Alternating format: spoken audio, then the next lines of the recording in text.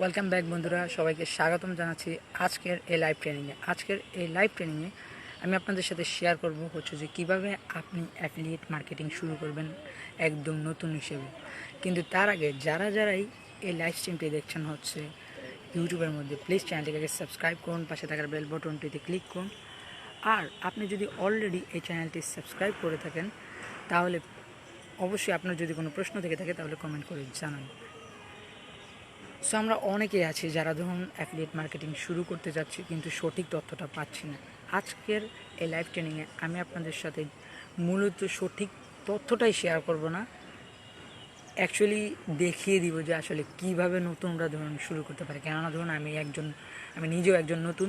So এই ভিডিওটা হচ্ছে নতুনদের জন্য, মানে আপনিও নতুন আমিও নতুন, আমরা দুজনেই কিন্তু অ্যাফিলিয়েট মার্কেটিং শুরু করতে চাচ্ছি। সো কীভাবে ধরুন একদম বিগিনার হিসেবে কিভাবে আপনি অ্যাফিলিয়েট মার্কেটিং শুরু করতে পারেন। মূলত আমি ধরুন আজ কয়েকদিন ধরেই ধরুন এই বিষয়টা নিয়ে ভাবছি যে ওকে ঠিক আছে, আমি অ্যাফিলিয়েট মার্কেটিংয়ের বিষয়টা নিয়ে বলবো। কেননা ধরুন আমি মূলত বলতে গেলে আমি নার্ভাস। কেননা ধরুন আসলে আমি এখানে মূলত সব সত্য বলে দিচ্ছি, আর সে কারণে মূলত আমি নার্ভাস। সো আমি নিজেও শুরু করছি মূলত আজ থেকে 2-3 মাস আগেই আমি ধরুন এই অ্যাফিলিয়েট মার্কেটিং জার্নিটা স্টার্ট করেছি। সো অ্যাফিলিয়েট মার্কেটিং জার্নিটা স্টার্ট করার পর এখন আমি ধরুন আমার ইউটিউব চ্যানেলের মধ্যে প্রায় 63টার মতো ভিডিও আপলোড দেওয়া হয়েছে। সো ধরুন 63টা ভিডিও আপলোড দেওয়ার পর আমি কিন্তু অনেক অপরচুনিটি দেখেছি আসলে ইউটিউব থেকে।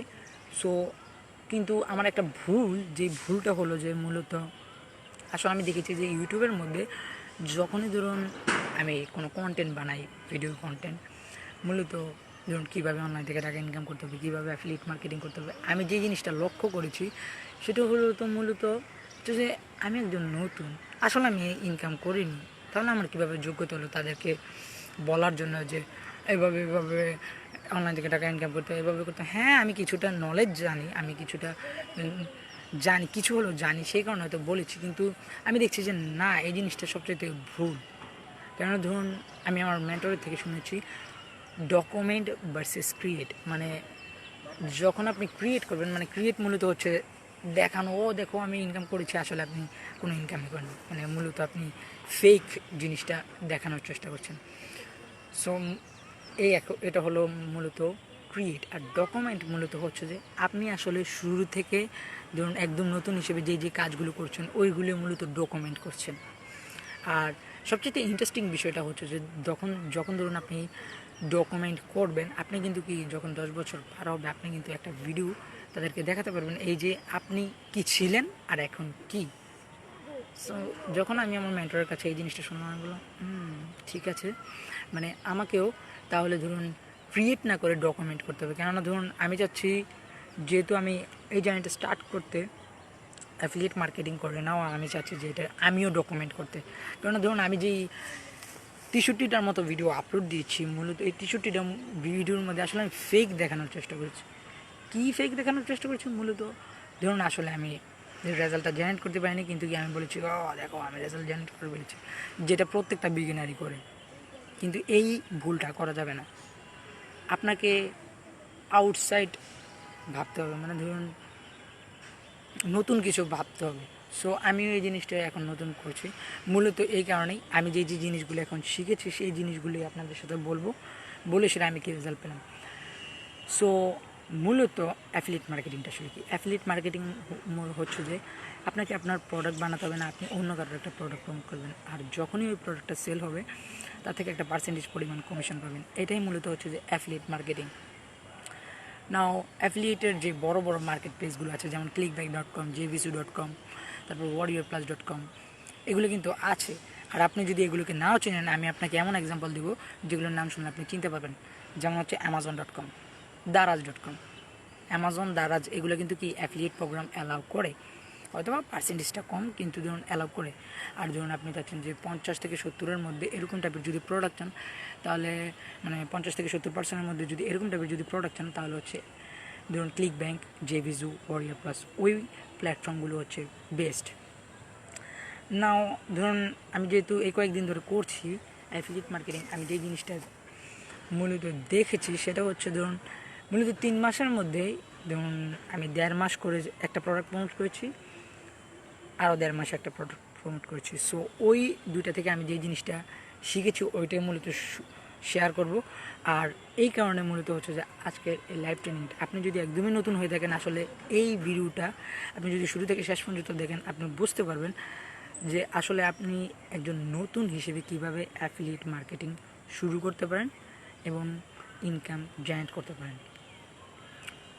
সো দেরি না করে চলুন ভিডিওটি শুরু করা যাক।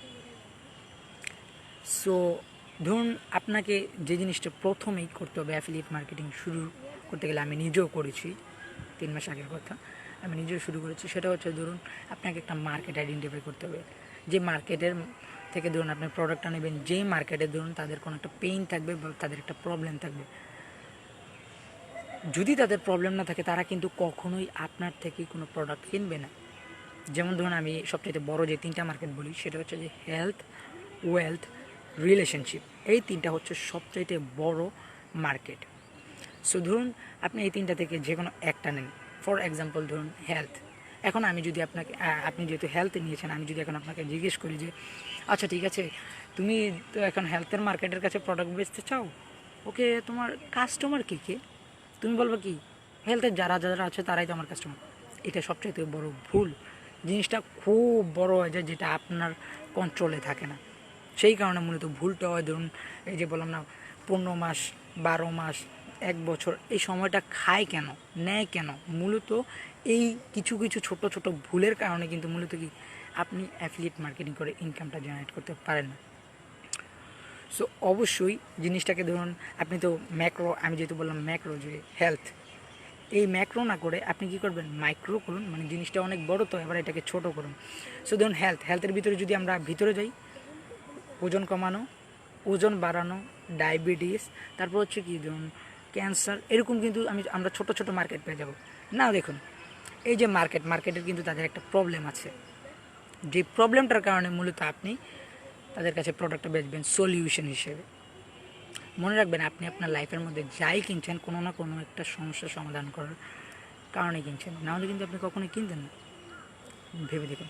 সো ফর এক্সাম্পল আমি যদি এখন ওইখান থেকে যে কোনো একটা মার্কেট ধরি, সো ধরুন ওজন কমানো, নাও আমরা কিন্তু এখন তাদের প্রবলেমটা জানতে পারছি। যারা ওজন কমাতে চায়, মানে তাদের ওজন বেশি, তারা তাদের ওজন কমাতে চায়। সো তাদের ওজনটা হচ্ছে সবচেয়ে বড় প্রবলেম। সো আপনাকে এমন প্রোডাক্ট রিকমেন্ড করতে হবে যেই প্রোডাক্টটা কি তাদেরকে সত্যি সাহায্য করবে ওজন কমানোর জন্য। আমি কি এখানে কমন সেন্সের বিষয় বলছি? হ্যাঁ, আমি কমন সেন্সের বিষয় বলছি। সো সেকেন্ড যে জিনিসটা, সেই জিনিসটা হচ্ছে মূলত আপনাকে এমন প্রোডাক্ট প্রমোট করতে হবে যে প্রোডাক্টটা ধরুন অলরেডি ধরুন সফল এবং কনভার্ট করে, এবং মানুষ সফল হচ্ছে ওই প্রোডাক্টটাকে নেওয়ার পর। সো ধরুন ফর এক্সাম্পল আপনি একটা প্রোডাক্ট প্রমোট করেছেন যেটা মানুষের সাহায্য হয় না। সো আপনি যখন তাদের কাছে ওই প্রোডাক্টটা প্রমোট করবেন, দুইটা জিনিস ঘটবে। নাম্বার 1 যে জিনিসটা ঘটবে, সে কোনো রেজাল্টই পাবে না। নাম্বার 2 যে জিনিসটা ঘটবে, সেটা মূলত হচ্ছে আপনি আপনার রেপুটেশন হারাবেন। কেন? কারণ আপনি ওই প্রোডাক্টটা রেকমেন্ড করেছেন। আর অন দি আদার হ্যান্ড, আপনি যদি ধরুন এমন একটা প্রোডাক্ট প্রমোট করেন যে প্রোডাক্টটা ধরুন আসলে তাদের যে সমস্যাটা, সেই সমস্যাটার সমাধান করছে, তারপর হচ্ছে ধরুন সেই প্রবলেমটা ধরুন তারা সত্যি সফল হতে পেরেছে, ওই প্রবলেমটা সলভ করতে পেরেছে, এবং ধরুন তারা আসলেই ওইখান থেকে যে আপনি যে প্রোডাক্টটা প্রমোট করেছেন, মানে যে ট্রেনিংটা তাদেরকে বলেছেন নিতে, তারা নেওয়ার পর আসলেই তারা সফল হয়েছে। যখন আপনি এই জিনিসটা করবেন, মানে নাম্বার 1 মার্কেট ধরবেন, নাম্বার 2 হচ্ছে আপনি কি ধরুন প্রোডাক্টটা ঠিক রাখবেন, যে প্রোডাক্টটা আসলে মানুষদেরকে সাহায্য করছে, তারপর হচ্ছে প্রোডাক্টটা ধরুন মানুষ সফল হচ্ছে এই প্রোডাক্টটা নেওয়ার পর। এই জিনিসগুলো মাথায় খেয়াল রাখবেন। সো এই দুইটা জিনিস করার পর 3 নাম্বার যে জিনিসটা, সেটা মূলত হচ্ছে আপনাকে কন্টেন্ট বানাতে হবে। দেখুন আপনি যদি কন্টেন্ট না বানান, আপনি কখনোই ধরুন অনলাইন থেকে আই থিঙ্ক না, আমি হয়তো বা ভুল হতে পারি, বাট মূলত আমার নলেজ আমাকে যেটা বলে যে আপনি কন্টেন্ট ছাড়া কখনোই অনলাইন থেকে টাকা ইনকাম করতে পারবেন না। সেটা হোক ফেসবুক মার্কেটিং, সেটা হোক ইউটিউব মার্কেটিং, সেটা হোক ডিজিটাল মার্কেটিং, সেটা হোক হ্যান্ড ম্যান ত্যান, যাই হোক, কন্টেন্ট মার্কেটিং ছাড়া আপনি কখনোই অনলাইন থেকে টাকা ইনকাম করতে পারবেন না। না, কন্টেন্টটা কী? কন্টেন্ট মূলত হচ্ছে যে রিটেন ওয়ার্ড, অডিও, ভিডিও, এই তিনটাই মূলত হচ্ছে যে ধরুন ওয়ার্ল্ডের সাথে কমিউনিকেট করার জন্য। দেখুন, আপনি যে মোবাইলে কথা বলছেন, গান শুনছেন, এটা কি অডিও? আপনি যে ওয়েবসাইটে গিয়ে কোনো একটা ইনফরমেশন পড়ছেন, সেটা কি রিটেন ওয়ার্ড? তারপর কি আপনি যে আজকে এই লাইভ ট্রেনিংটা দেখছেন, সেটা কি ভিডিও? সো আপনার এখানে কী পেলাম? Written word, audio, video. So এই তিনটা থেকে মূলত যে কোনো আপনাকে একটা নিতে হবে, যে জিনিসটা ধরুন আপনার মনে হয় যে না আমি এই জিনিসটা নিলে আমি পারবো না। ধরুন এখন যদি আপনি ভিডিওতে ভালো না হন, আপনি কিন্তু কি অডিও করে দেখতে পারেন। এখন যদি আপনি অডিওতেও কমফোর্টেবল ফিল না করেন, আপনি কিন্তু তখন গিয়ে রিটেন ওয়ার্ড দেখতে পারেন। আবার আপনি যদি আপনার চেহারা দেখাতে না চান, তখন কিন্তু কি আপনি রিটেন ওয়ার্ড নিতে পারেন, লেখা নিতে পারেন। মূলত একটা জিনিস সিলেক্ট করুন। আপনি যদি ধরুন বলেন যে না আমি কোনোটাই নেব না, তাহলে কি সম্ভব না? আমি মনে করি সম্ভব না।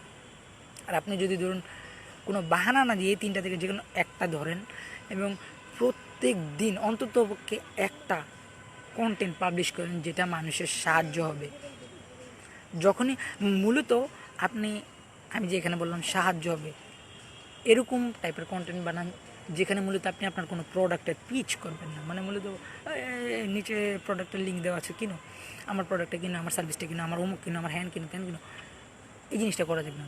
মূলত চেষ্টা করুন আমার কাছে কি আছে 100% দেওয়ার।